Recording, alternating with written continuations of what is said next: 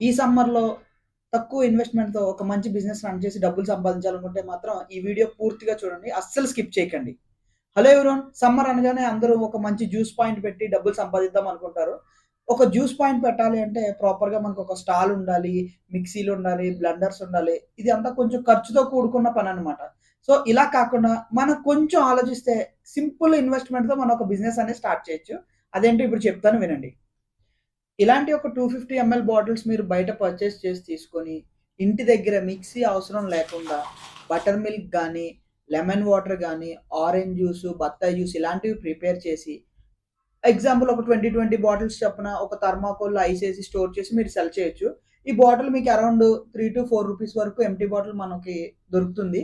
ఈ బాటిల్ ఎక్కడ దొరుకుతుంది? ఎవరి దగ్గర కొనాలి అనుకుంటే గనక మీరు కామెంట్ బాక్స్‌లో బాటిల్ అని కామెంట్ చేయండి.